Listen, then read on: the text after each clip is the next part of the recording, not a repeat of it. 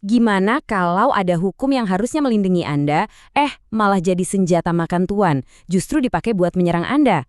Nah, kali ini kita akan kupas tuntas gimana ceritanya satu pasal aja di Undang-Undang Pajak kita bisa jadi pusat gugatan konstitusional yang, wah, penting banget. Oke, ini dia peta perjalanan kita buat ngebahas ini. Pertama, kita lihat dulu gimana ceritanya perisai bisa jadi pedang. Terus kita bedah pasal yang jadi biang keroknya. Kita juga bakal dengar cerita nyata langsung dari kantor pajak. Coba pahami alasan resmi dari pemerintah, lihat hak-hak konstitusional kita yang mana aja yang dipertarungkan, dan terakhir kita lihat solusinya gimana sih? Oke, kita masuk bagian pertama. Perisai yang berubah jadi pedang. Konsepnya tuh sebetulnya sederhana banget. Ada aturan yang dibuat untuk melindungi data kita sebagai wajib pajak. Tapi entah gimana, sekarang ditafsirkan seenaknya sampai malah melucuti hak kita. Yuk, kita lihat gimana perlindungan ini kok bisa-bisanya jadi penindasan. Nah, inilah inti paradoksnya. Semuanya berpusat di satu pasal. Pasal 34 Undang-Undang KUP. Niat awalnya tuh mulia banget loh buat melindungi kerahasiaan data Anda dari katakanlah pesaing bisnis atau publik. Tapi, dalam praktiknya, pasal ini malah jadi alat untuk menekan Anda si wajib pajak itu sendiri. Oke, lanjut ke bagian kedua. Kita akan lihat langsung undang-undang yang jadi sumber masalah ini, pasal 34 UU KUP. Kita akan bedah isinya, dan Anda bakal kaget gimana beberapa frasa yang kelihatannya sepele, ternyata bisa punya penafsiran yang, wah, bahaya banget.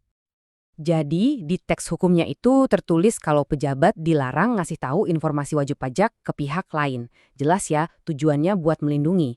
Nah, disinilah pedangnya muncul. Istilah pihak lain ini ditafsirkan super luas, sampai-sampai wajib pajak itu sendiri dianggap pihak lain.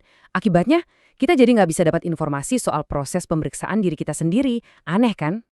Nah, di sini kita bisa lihat kontrasnya tajam banget. Di satu sisi, tujuannya sebagai perisai, melindungi data kita dari pihak luar.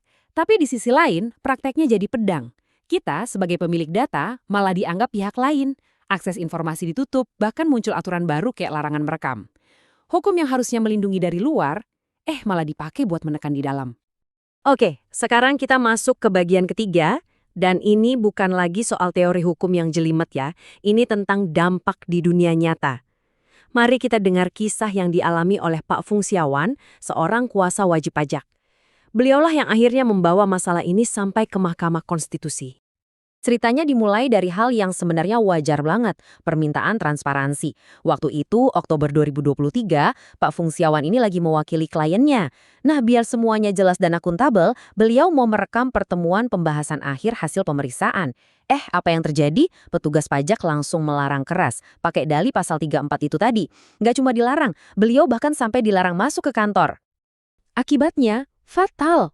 Karena kuasanya diusir, hak si klien untuk didengar, untuk membela diri, ya hilang begitu saja.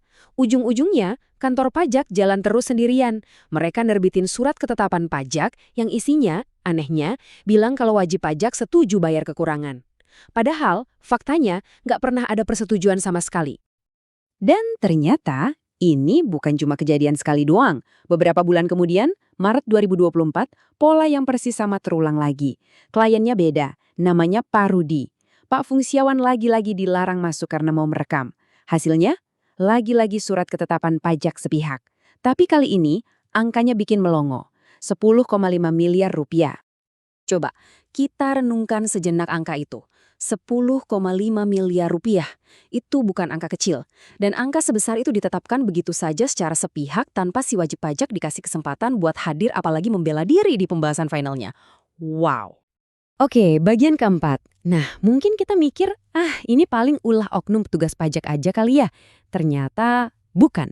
Ketika pemohon meminta klarifikasi resmi, jawabannya justru lebih mengejutkan lagi. Ini bukan kesalahan, ini adalah kebijakan resmi.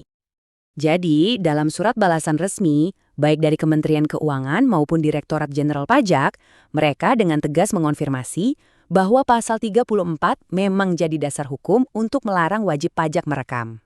Jadi jelas ya, ini bukan lagi soal interpretasi petugas di lapangan, ini sikap resmi dari atas. Dan ini nih, menurut saya bagian yang paling absurd. Pemerintah secara resmi bilang kalau wajib pajak yang lagi diperiksa itu dianggap sebagai pihak lain. Tunggu. Pihak lain terhadap data siapa? Terhadap datanya sendiri. Aneh banget kan? Dan yang bikin makin ironis, ternyata ada peraturan internal dari otoritas pajak sendiri, sebut saja SE 12 PJ 2016, yang justru mewajibkan para petugas mereka untuk merekam pertemuan-pertemuan kayak gini. Jadi mereka melarang kita merekam demi akuntabilitas, sementara mereka sendiri punya kewajiban merekam yang seringkali juga nggak dijalankan. Ini kan kontradiktif banget. Oke, kita masuk ke bagian kelima, inti dari gugatan hukumnya. Pertanyaannya sekarang, gimana ceritanya penafsiran satu pasal ini bisa sampai berbenturan langsung dengan Undang-Undang Dasar 1945, hukum tertinggi di negara kita? Jadi akar masalahnya itu ada di beberapa frasa yang abu-abu di pasal 34. Misalnya setiap pejabat, ini pejabat yang mana aja? Lalu pihak lain, siapa sih yang dimaksud pihak lain ini? Dan segala sesuatu, batasannya apa? Nah, karena nggak jelas inilah, penafsirannya dianggap melanggar 3 hak fundamental kita yang dijamin konstitusi. Coba dibayangin, kita berurusan sama hukum, tapi aturannya nggak jelas. Kita nggak tahu pasti siapa pejabat yang dimaksud, dan kita nggak bisa prediksi kapan tiba-tiba kita dicap sebagai pihak lain atas urusan kita sendiri. Nah, kondisi kayak gini, ini yang merusak prinsip kepastian hukum, dan ini melanggar pasal 28D UUD 1945. Terus, ada juga pelanggaran terhadap pasal 28F, ini soal hak atas informasi.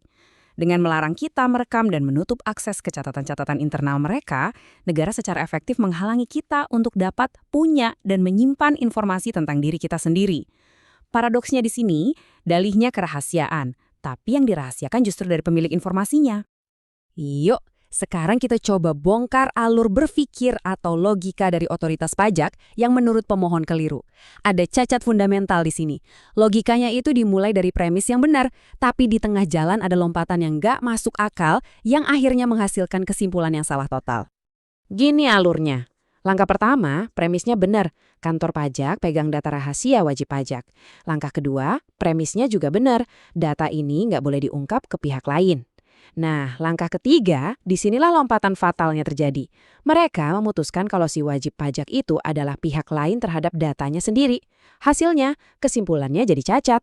Si wajib pajak dilarang merekam, karena merekam dianggap bisa mengungkapkan data kepada dirinya sendiri. Kan aneh? Oke, bagian terakhir, solusinya gimana dong? Nah, yang menarik, gugatan ini nggak minta pasal 34 dihapus total kok. Enggak. Yang diminta adalah agar Mahkamah Konstitusi turun tangan untuk memperjelas maknanya. Tujuannya supaya perisai ini ya kembali jadi perisai, bukan jadi pedang. Solusinya sebenarnya cukup simpel dan elegan. Minta Mahkamah Konstitusi untuk memberikan tafsiran baru yang jelas dan tegas. Pertama, pejabat itu ya pejabat pajak. Kedua, dan ini yang paling penting, pihak lain itu tidak termasuk si wajib pajak itu sendiri. Dengan begini, celah untuk tafsiran liar bisa ditutup dan fungsinya sebagai pelindung bisa kembali.